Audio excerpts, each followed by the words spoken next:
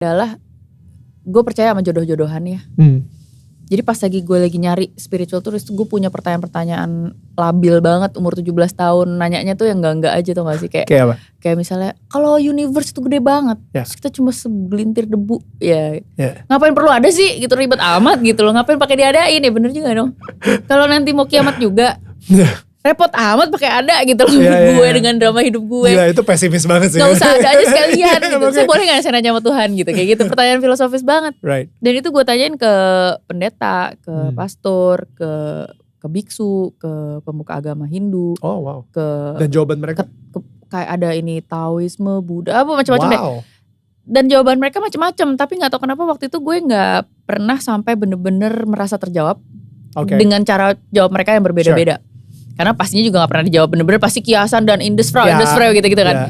Cuma ada satu yang gue gak nyangka banget adalah tante gue tuh ngajakin gue ke pengajiannya dia. Terus di situ ada Pak Ustadz yang lumayan pembahasannya tuh logis banget gitu loh. Gue anak filsafat, gue perlu yang logis gitu kan. To my own surprise, jawabannya dia terhadap pertanyaan gue itu kok gue nyes banget dan terjawab banget. Which is gue lupa juga jawabannya dia apa. Oh gila lu. Tapi gue pokoknya lu anti klimaks banget. sorry mohon maaf. Nanti gue akan tanya lagi deh sama si bapak itu. Oke, ini stop dulu.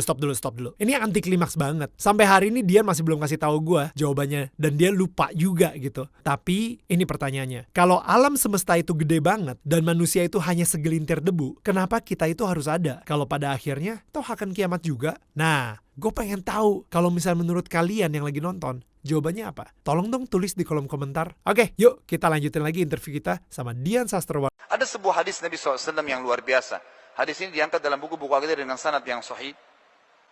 Nabi SAW bersabda, perumpamaan bumi kalian yang kalian tinggali ini dibandingkan dengan langit pertama di atas kepala kalian. Ingat, sebelum saya berikan hadis, Allah menciptakan langit 7 lapis. Alladzi khalaqa sab'a samawatin tibaqa. Allah menciptakan 7 lapis langit tibaqa. 1, 2, 3, 4, 5, 6, 7. Susun. Dalam surah Naba Allah mengatakan sab'an shidada.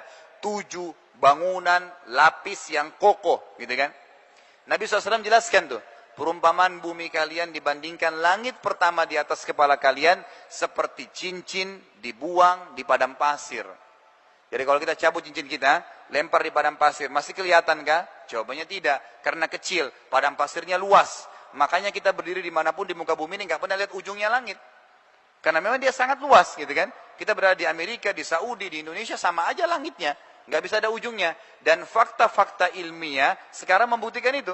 Bukankah sekarang secara ilmu pengetahuan alam dijelaskan bumi ini dibandingkan matahari saja, matahari sekian juta kali lebih besar gitu kan. Dan ini contohnya.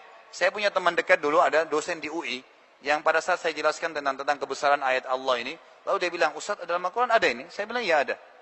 Dia bilang, apakah Ustaz sudah tahu di abad 18 kemarin, para ilmuwan itu mengira matahari itu cuma satu.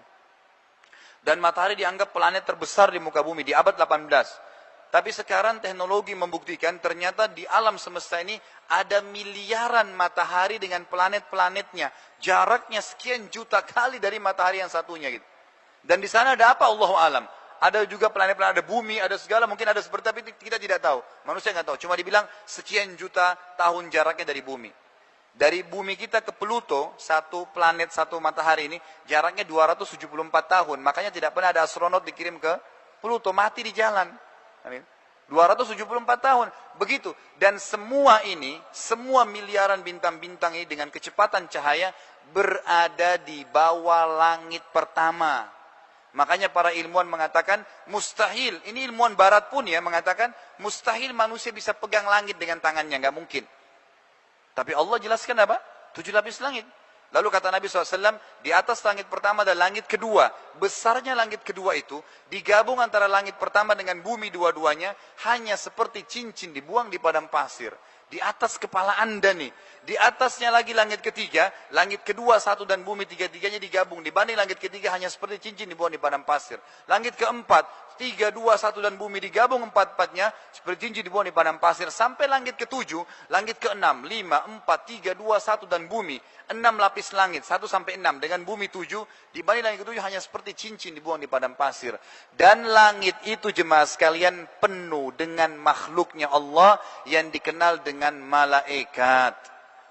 Ini kalau kita bahas rukun iman tentang malaikat yang luar biasa. Kata Nabi SAW dalam hadis Bukhari, waktu saya sedang dimi'rajkan ke langit, saya menembus 7 lapis langit tersebut untuk menerima perintah sholat, dan tidak ada tempat sebesar, ya, seluas 4 jari manusia, kecuali ada malaikat yang sedang sujud atau ruku. Penuh dengan malaikat. Itu luar biasa gitu. Dan malaikat ini juga perlu Anda tahu sedikit informasi. Ada yang namanya ismul fardi, ada namanya ismul jins. Ada nama individu dan nama kelompok. Seperti Jibril, Mikail, Israfil, itu nama pribadi. Nggak ada Jibril lain, nggak ada Israfil dari Mikail lain. Tapi ada nama malaikat kelompok. Seperti Raqib dan Atid. Di bawah Raqib itu ada miliaran malaikat. Di bawah Atid ada miliaran malaikat. Jadi kalau manusia sekarang 5 miliar, Raqib Atid itu rasionalnya 10 miliar. Malaikat Munkar Nakir bertanya di kuburan, itu juga banyak nama kelompok. Di bawah Munkar sekian miliar, di bawah Nakir sekian miliar.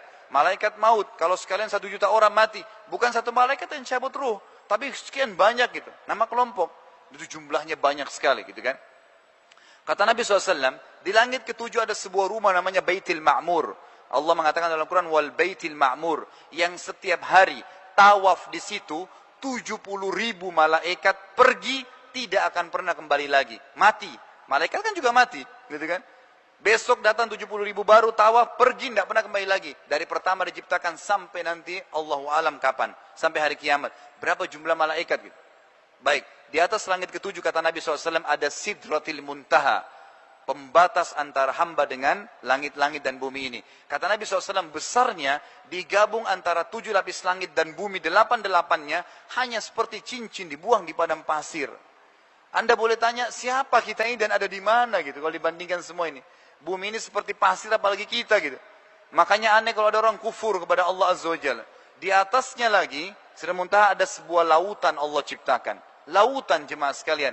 Anda kalau mau tahu baca tafsirnya ayat Al-Quran, semua ayat yang menceritakan tentang singgasana Allah. Kalau Anda temukan wakana arsyu alal ma, singgasananya Allah di atas air. Ada banyak ayat bicara masalah ini. Itu air yang maksud adalah lautan. Besarnya lautan tersebut kata Nabi SAW digabung Sidratil Muntaha. Kita di dasar lautan sekarang ini.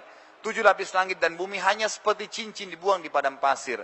Di atasnya ada singgasananya Allah atau arsy-nya Allah, singgasananya Allah.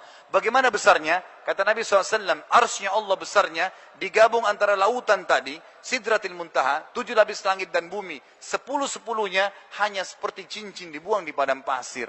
Singgasana, makanya dikatakan arsy-nya Allah itu azim, besar, luar biasa. Kata Nabi SAW, Allah di atas arsy-nya maha besar. Makanya kita kalau salat mengatakan Allahu